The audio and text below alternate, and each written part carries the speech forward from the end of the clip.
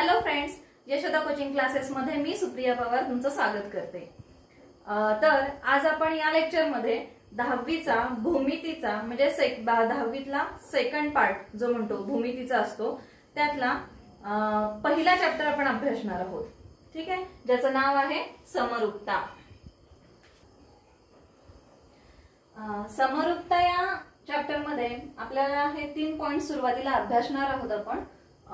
पहिला पॉइंट असा आहे की त्रिकोण, ज्याला आपण म्हणतो ट्रायंगल। सेकंड पॉइंट आहे त्रिकोणाचे क्षेत्रफळ म्हणजेच area of triangle. And third, दोन त्रिकोणांच्या क्षेत्रफळांचे गुणोत्तर म्हणजेच ratio of areas of two triangle. ठीक आहे, तर इथे मी एक डायग्राम काढलेली आहे, त्रिकोण A B C, triangle A B C. तर आपण बघूया की बाजू, त्रिकोणाला बाजू किती, बाजू ए बी, बाजू बी सी आणि बाजू सी ए किंवा ए सी। ठीक आहे, इथे मी लिहिलेले आहे त्रिकोणाला बाजू किती, तर 3। ठीक आहे, नेक्स्ट पॉइंट आहे शिरोबिंदू। शिरोबिंदू ज्याला आपण इंग्लिश मध्ये व्हर्टेक्स असं म्हणतो। ठीक आहे, तर शिरोबिंदू ए बी आणि सी। ठीक आहे, इथे लिहिलेले आहेत व्हर्टेक्स किती, A B C, total 3 vertex त्रिकोणाला। आणि लास्ट आहे कोन, तर त्रिकोणाचे कोन बघूया आपण।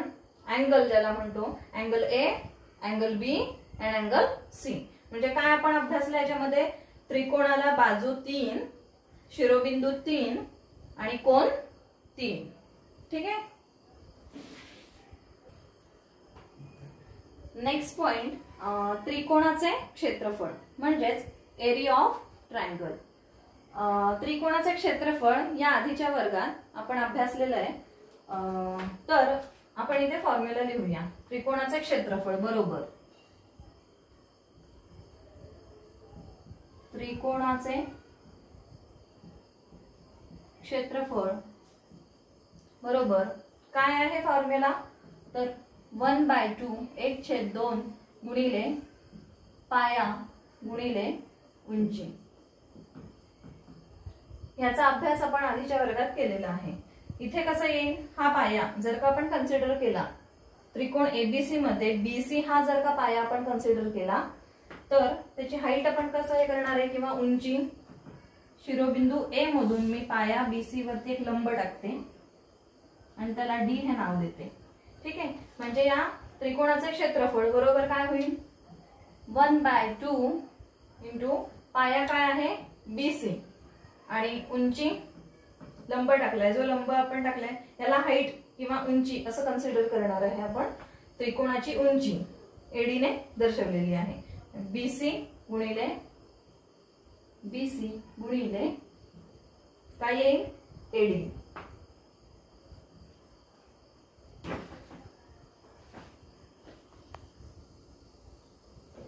अशा पद्धतीने त्रिकोणाचे क्षेत्रफळ आपण इझिली काढू शकतो या सूत्रानुसार। सूत्र काय आहे, 1/2 गुणिले पाया गुणिले उंची। म्हणजेच काय, एखाद्या त्रिकोणाचा जर का बेस म्हणजेच पाया आणि हाईट म्हणजेच उंची या 2 गोष्टी जर का आपल्याला माहित असतील तर आपण इझिली त्रिकोणाचे क्षेत्रफळ काढू शकतो। हे तर आपल्याला कळलं। आता नेक्स्ट पॉइंट काय आपला, की 2 त्रिकोणांच्या क्षेत्रफळांचं गुणोत्तर म्हणजेच ratio of areas of two triangle. म्हणजेच हा आपल्याला एक पुढे बोर्डवर एबीसी हा त्रिकोण दिसतोय, याचं आपण क्षेत्रफळ या फॉर्म्युलानुसार काढू शकतो। आणखीन एक जर का त्रिकोण आपल्याला दिला तर हाच फॉर्म्युला वापरून आपण क्षेत्रफळ काढू शकतो। पण ऍक्च्युअली आपल्याला या पॉइंट मध्ये काय शिकायचंय, तर 2 त्रिकोण जर का दिले असतील तर त्या 2 त्रिकोणांच्या क्षेत्रफळांचं गुणोत्तर कसं काढायचं ते आपण शिकणार आहोत। तर ते आपण आता बघूया। तर आपण आता थर्ड पॉइंट, जो की 2 त्रिकोणांच्या क्षेत्रफळांचे गुणोत्तर म्हणजेच ratio of areas of two triangles हा पॉइंट अभ्यासणार आहोत। तर हा मुद्दा आपण अभ्यासायच्या आधी आपल्याला गुणोत्तर आणि प्रमाण हे समजलं पाहिजे। तर गुणोत्तर आणि प्रमाण हे आपण आधीच्या वर्गांमध्ये शिकलेलो आहे। मी आणखीन एकदा समजावून सांगते। तर फॉर एक्झाम्पल ए आणि बी या 2 संख्या असतील तर या 2 संख्यांचं गुणोत्तर आपण कसं लिहितो, किंवा ह्या 2 संख्यांचं गुणोत्तर m/n असं आहे, तर हे असं असेल तर a आणि b हे आपण m/n अशा स्वरूपात सुद्धा म्हणजे ह्या अशा प्रमाणात आहेत असं आपण म्हणतो. हे गुणोत्तर झालं. आणि हे a आणि b या दोन संख्या जर का m/n अशा असतील तर a आणि b यांचं m/n किंवा इंग्लिश मध्ये त्याला m/n अशाच प्रमाणात आहे असं म्हणतात. हे आपण संख्या घेऊन समजावून सांगते मी तुम्हाला. म्हणजे साधारण जर का आपल्याला 12 आणि 15 या दोन जर का संख्या दिलेल्या असतील तर आपण यांचं गुणोत्तर कसं लिहिणार, तर 12/15. पण भाग लावूया. 3 चौक 12, 3 पंचे 15 म्हणजे 4/5. हेच आपण प्रमाण कसं लिहू शकतो, तर 12 आणि 15 हे कुठल्या प्रमाणात आहेत, तर 4/5. यालाच म्हणतात हे प्रमाण आणि हे गुणोत्तराच्या स्वरूपात लिहिणं असं म्हणतात. आता आपण कोणतेही दोन त्रिकोण घेऊया आणि त्यांचं गुणोत्तर काढूया. आपण इथे मी बोर्डवरती दोन त्रिकोण काढलेले आहेत. त्रिकोण ABC आणि त्रिकोण PQR. ठीक आहे. आकृती A आणि आकृती B. आकृती A मध्ये त्रिकोण ABC आहे आणि लंब टाकलेला आहे. A या शिरोबिंदूतून पाया BC वरती लंब टाकलेला आहे. ठीक आहे. इथे लिहिलेलं आहे ट्रायंगल ABC चा BC हा काय आहे, पाया आहे व AD हा काय आहे, उंची. तिथे लिहिलंय. आता आकृती B मध्ये काय आहे, ट्रायंगल PQR, त्रिकोण PQR आहे आणि ट्रायंगल PQR किंवा त्रिकोण PQR चा बेस किंवा पाया आपण म्हणू त्याला काय आहे, तर QR आहे आणि उंची काय आहे, PS आहे. ठीक आहे. तर आता आपण बघूया की यांचं गुणोत्तर कसं काढायचं. आपल्याला ऑलरेडी एका त्रिकोणाचं क्षेत्रफळ आपण काढू शकतो. मगाशी आपण फॉर्म्युला सुद्धा बघितला. या पण त्रिकोणाचं सेपरेट आपल्याला माहिती, पण ऍक्च्युअली त्यांचं गुणोत्तर कसं काढायचं ते आपण बघूया. तर गुणोत्तर हे कसं असतं, छेद आणि अंशाच्या स्वरूपात आपण लिहिणार आहोत. म्हणजे आकृती A मध्ये दिलेल्या त्रिकोणाचं गुणोत्तर आपल्याला आकृती B मधल्या त्रिकोणाशी काढायचंय. तर काय करेन मी, पहिल्यांदा एरिया ऑफ ट्रायंगल ABC. ठीक आहे.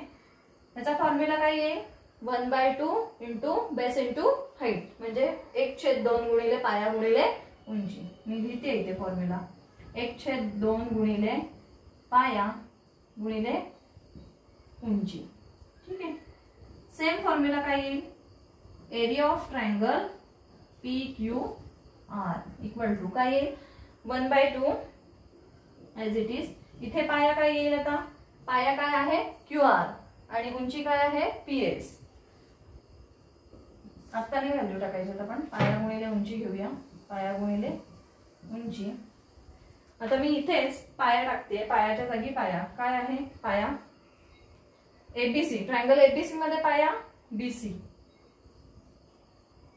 आणि उंची AD. इथे पाया काय येईल, PQR मध्ये पाया काय आहे, QR आहे, QR आणि उंची काय आहे, PS.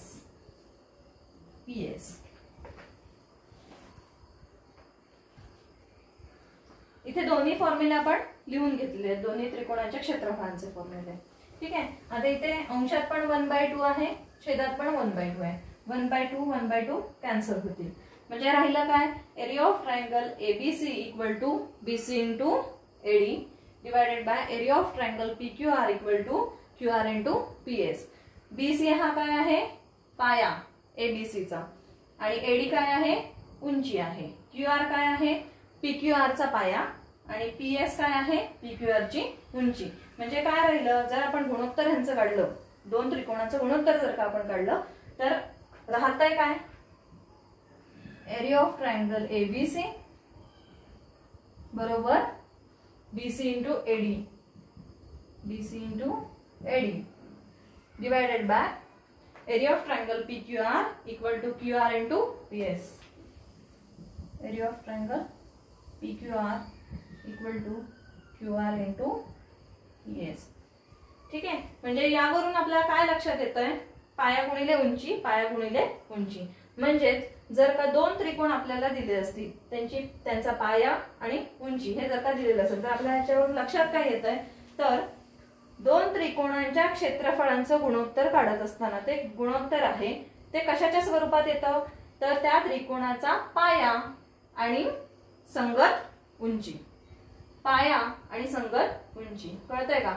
ABC मधला हा पाया उंची, PQR मधला QR हा पाया आणि PS ही उंची. म्हणजे याच्यावरून आपण फायनल कन्क्लुजन हेच निघू शकतो की दोन त्रिकोण जर का दिले असतील, दोन त्रिकोणांच्या क्षेत्रफळांचे गुणोत्तर हे त्या त्रिकोणाच्या पाया आणि संगत उंचीच्या गुणाकाराच्या गुणोत्तरा एवढे असतो.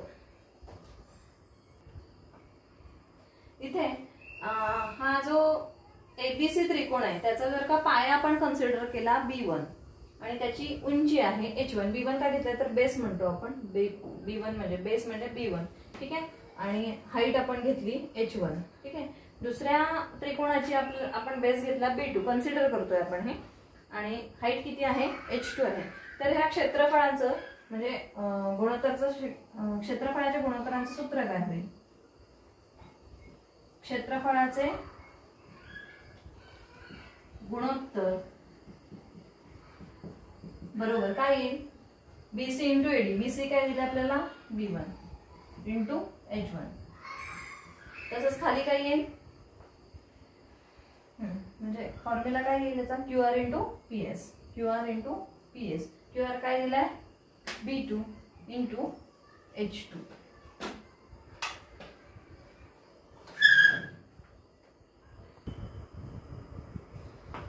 तर आपल्याला आपण एक सूत्र काढून घेतलं हे की दोन त्रिकोणांच्या क्षेत्रफळांचं गुणोत्तर कसं येतं, पाया गुणिले उंची छेदात पाया गुणिले उंची. आता आपण याला काहीतरी अटी घालून घेऊया. पहिली अट अशी आहे की दोन्ही त्रिकोणांची उंची समान असेल तर, म्हणजे मी इथे घेतले ABC या त्रिकोणमध्ये मी H घेतली उंची आणि इथे पण H घेतली. ठीक आहे, तर कसं होईल, आपल्याला फॉर्म्युला माहिती आहे, area of triangle ABC divided by area of triangle PQR equal to पाया गुणिले उंची, पाया गुणिले उंची.